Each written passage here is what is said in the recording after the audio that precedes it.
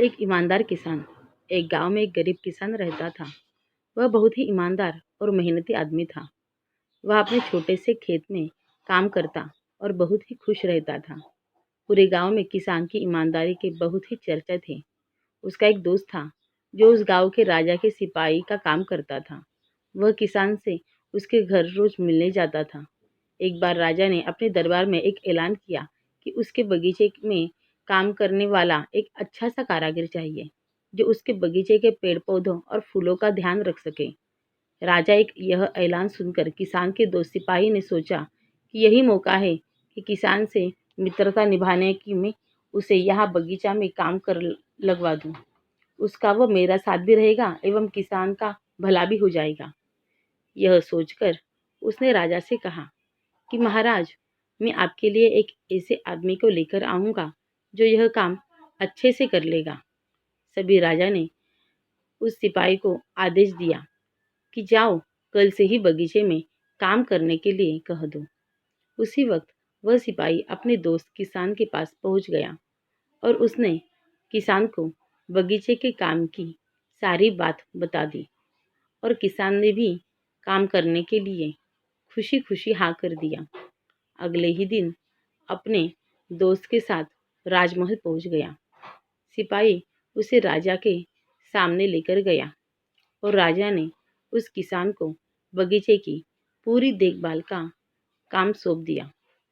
राजा ने कहा, तुम अगर पूरी ईमानदारी के साथ काम करोगे तो तुम्हें 50 सोने की मुद्राएं हर महीने दूंगा। किसान ने खुशी खुशी बगीचे में काम करने के लिए हाँ कर देता है और वह उसी वक्त बगीचे में काम करने लगा।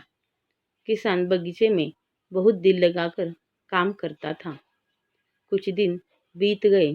किसान ने बगीचे को बहुत सुंदर व हरा भरा बना दिया।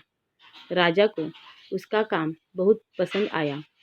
एक दिन किसान बगीचे में कुछ खुदाई कर रहा था तो उसने जमीन के नीचे कुछ महसूस किया। तो उसने खुदाई को तो देखा, वहां नीचे एक बड़ी सी संदूक थी। किसान ने वह संदूक बाहर निकाला और खोला तो क्या देखा, वह सोने और चांदी से भरी हुई थी। यह देखकर किसान बहुत खुश हुआ और अपनी ईमानदारी दिखाते हुए राजा के पास पहुंचा। राजा किसान की ईमानदारी देखकर बहुत खुश हुआ और उसके साथ वहां गया जहां किसान ने खजाना निकाला था। राजा ने देखा तो कहा, यह खजाना तो हमारे पुरखों का है। हम कई वर्षों से इसे खोज रहे थे।